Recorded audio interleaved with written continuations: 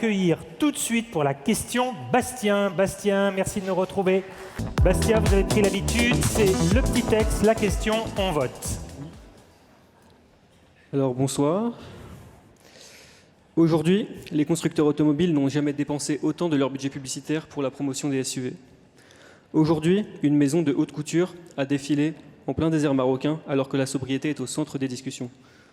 Aujourd'hui, une entreprise d'ultra fast fashion a utilisé l'image de Frida Kahlo, connue pour être une partisane inconditionnée des travailleurs et des opprimés du monde entier. Aujourd'hui, ces entreprises ont tout un point en commun. Car oui, malgré ce que je viens de vous dire, elles se flattent toutes d'être actrices de la transition écologique. Alors aujourd'hui, j'ai une question. Avec l'écologie au centre des discussions, n'est-ce pas étonnant de voir ces acteurs en pleine transformation business et transition écologique s'afficher avec une communication contradictoire? On a la question qui va apparaître et surtout les réponses. Pour vous, à quel degré de contradiction situez-vous votre entreprise? Alors, ça se tient à deux, peu contradictoire, moyennement contradictoire. C'est so-so, comme disent les Anglais. Hein. So-so. Merci. Merci Bastien. On attaque le troisième courant, good enough. C'est parti, Émilie. Merci. Alors justement, comment on fait pour ne pas être dans la contradiction et pour aligner la vision de son entreprise avec la nécessaire transformation? Quelle mission vous êtes fixé, par exemple, vous, chez JCDecaux, pour être dans cette démarche de transition écologique nécessaire?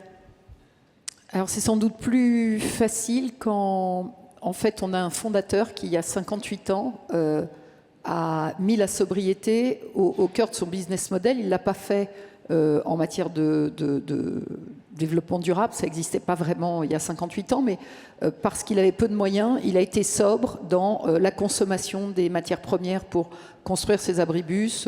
Il a choisi des matériaux durables.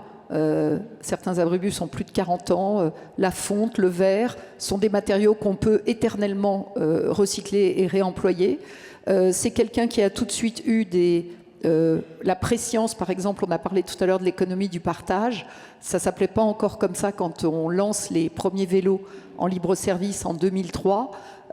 Et c'est vrai que c'est plus facile de travailler dans une entreprise où ça fait partie finalement de l'ADN. Très simplement, moi j'arrivais d'Angleterre il y a 22 ans, on m'a fait prendre des cours de conduite pour avoir une conduite éco-durable. Ça s'appelait le plan Or Noir. Ça peut faire rigoler maintenant, mais c'était il y a 22 ans et on a commencé nos premières analyses de cycle de vie de nos produits en 98, je crois. Ça peut être encore bien utile aujourd'hui, l'éco-conduite. Du côté du monde, c'est aussi ancré dans l'ADN? Alors, bonjour à toutes et tous. Tout d'abord, je crois que c'est ancré dans l'ADN dans le sens où il y a un premier rôle qui est celui d'informer et donc éclairer, animer le débat public sur les transformations de notre société, notamment sur les enjeux climatiques et de transition. C'est ainsi que, par exemple, sur le quotidien, une parution sur deux a un appel en une qui, en effet, traite d'un sujet, notamment sur les transitions climatiques, et ça peut être une couverture sur 4, en effet, sur les magazines. Et puis, il y a aussi un enjeu important qui est d'accompagner les jeunes générations dans leur compréhension finalement d'un monde en transformation, d'un monde complexe.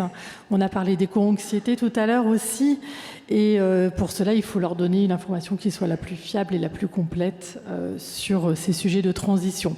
Après, pour toutes les entités du groupe aussi, c'est intégrer les dimensions de l'entreprise durable dans l'ensemble des actions, dans l'ensemble aussi finalement des projets à moyen et à long terme.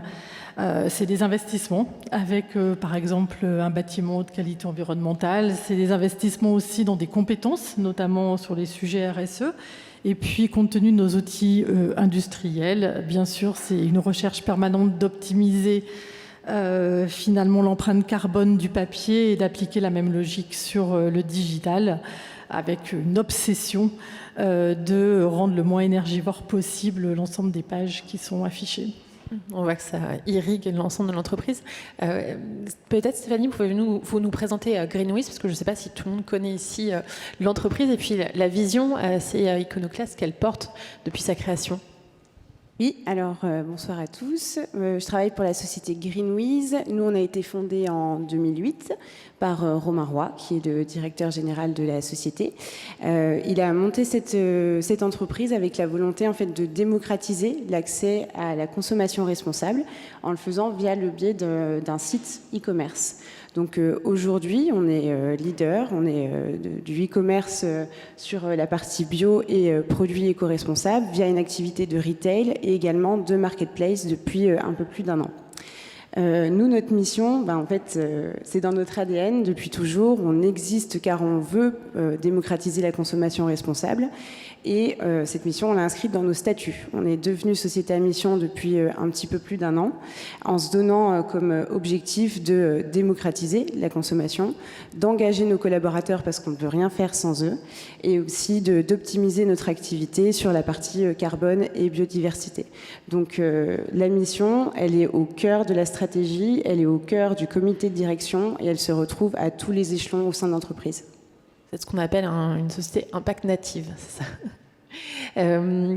Isabelle, en quoi la question de la réduction de votre consommation énergétique et plus globalement de votre empreinte environnementale fait aujourd'hui partie intégrante donc, de la stratégie d'entreprise et d'innovation? Donc on a bien compris que c'était dans l'ADN, mais comment vous vous challengez pour en faire encore plus un levier de transformation dans vos offres, dans l'entreprise aujourd'hui? Alors, la direction du développement durable et de la qualité, d'ailleurs, c'est comme chez Bouygues, ça s'appelle développement durable et elle existe depuis 2007 et donc on s'était dès ce moment-là fixé des réductions bien évidemment à la fois d'empreinte carbone, de réduction à tout niveau finalement dans nos consommations.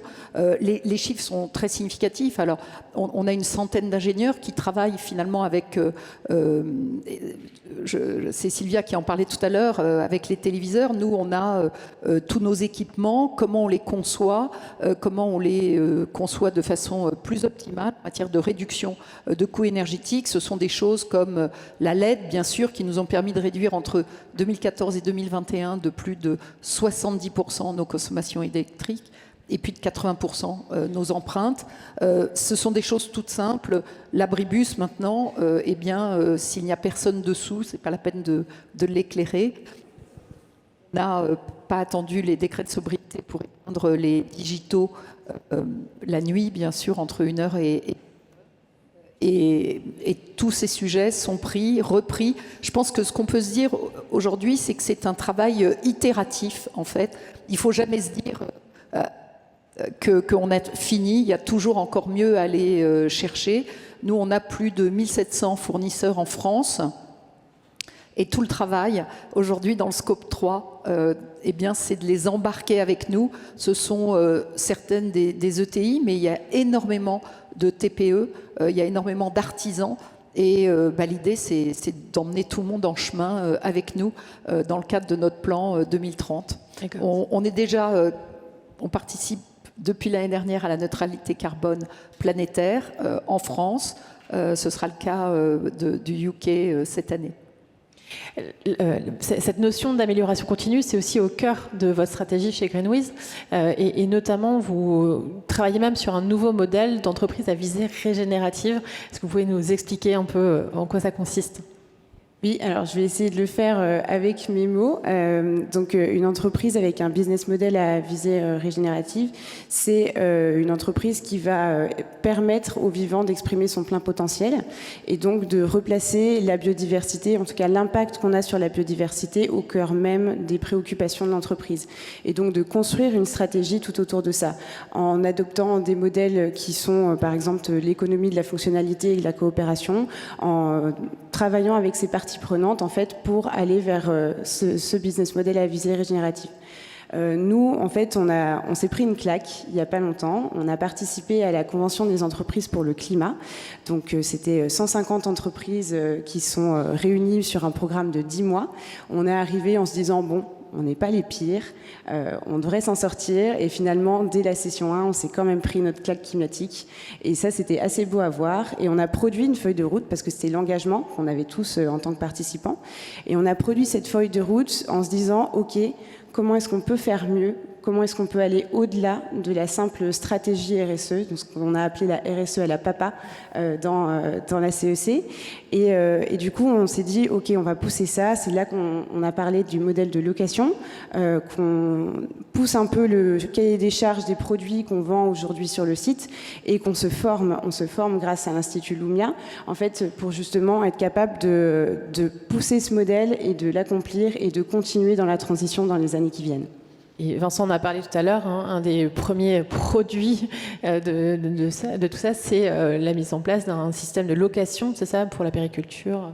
Oui, en fait, on est parti du principe que c'était des produits qui avaient forcément une durée d'usage très limitée, les jouets et les produits de puériculture, et que dans ces cas-là, on pouvait lancer un modèle qui permettait aux parents de s'équiper à moindre coût en créant en fait un abonnement dédié où ils choisissent les produits qu'ils veulent mettre à l'intérieur et ensuite ils l'utilisent et quand ils n'en ont plus besoin, ils nous le retournent et nous on le reconditionne et on le remet sur le marché. La sobriété comme moteur de transformation. Quand on a préparé les entretiens, vous me parliez d'un concept qui a forcément retenu toute mon attention, c'est l'écologie de l'attention. Est-ce que vous pouvez nous détailler un peu plus ce concept ? Oui, avec plaisir. En fait, c'est une étude parue en septembre, réalisée par l'Obsoco Arte et la Fondation Jean Jaurès, en fait, qui nous a assez interpellés. Elle révélait qu'un Français sur deux souffre de fatigue informationnelle et ça, quelle que soit finalement sa catégorie de population ou même son âge. Et en fait, ce chiffre, il est aussi à mettre en relation avec le fait que 60% des Français déclarent aussi qu'il est important de s'informer dans les médias pour accéder aussi à une information qui soit la plus fiable possible. Alors, ce sujet de l'écologie de l'attention, finalement, c'est trouver un équilibre qui soit le plus juste possible entre une attention humaine qui est finie, puisque les journées font 24 heures et nous devons aussi dormir, et finalement une production de l'information qui peut sembler, elle, infinie. Donc ça passe par pousser des formats qui vont prioriser les sujets, valoriser évidemment la sélection, et puis aborder des sujets complexes aussi sous forme parfois presque réjouissante, notamment dans la qualité de l'exécution. Et ça donne des offres éditoriales qui visent elles aussi à être finies. Je peux citer par exemple la matinale du Monde, c'est 24 sujets tous les jours. Les newsletters aussi, en fait, répondent à cette logique finalement de proposer un produit fini. Et puis les éditions qui peuvent être faites par les différentes marques du groupe sur TikTok ou sur Snapchat aussi, qui ont un début et qui ont une fin. Voilà. Enough is enough. Très rapidement, puisqu'il nous reste 3 minutes, point timing, peut-être 1 minute chacune pour me raconter comment vous accompagnez aujourd'hui les marques à rendre la sobriété plus désirable, à la fois comme distributeur et puis aussi comme média. Voilà, comment vous les aidez à la fois par la contextualisation des offres à être plus vertueux. On le sait bien, il n'y aura pas de transition, quelle qu'elle soit d'ailleurs, environnementale, sociale, énergétique, sociétale, sans communication. Et on a avoir un média puissant de consommation collective, qui en plus est un média d'utilité publique, puisque la publicité va financer les systèmes d'appui, les kiosques à journaux, l'immobilier urbain pour l'information, les systèmes de vélo dont on parlait, les kiosques de distribution de produits locavores, quand on recycle nos kiosques à journaux pour leur faire vivre une autre vie, eh bien, c'est une capacité à passer c'est la capacité très simple, puissante, dans la rue, en proximité également locale et géographique, de passer ces messages. Et nous, on croit beaucoup à la créativité, à la capacité, Sylvia citait ce chiffre, il est de 26% pour nous de campagnes qui avaient une dimension RSE sur le premier semestre 2022. C'est donc possible et je sais que les agences de création développent des trésors d'imagination. Il faut que ce soit joyeux, on est tous embarqués dans ce chemin et dans ce voyage et donc il faut que ce soit une sobriété heureuse. Pour nous, rendre le bio désirable, c'est déjà faire en sorte qu'on ait confiance dans les produits qu'on vend.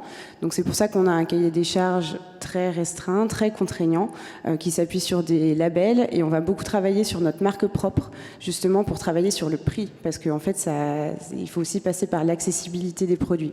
Et donc, en ayant notre marque propre, c'est là où on pouvait avoir le plus de possibilités pour travailler en partenariat avec nos fournisseurs, proposer des produits de qualité avec un gage environnemental et qui soient à des prix engagés pour nos clients.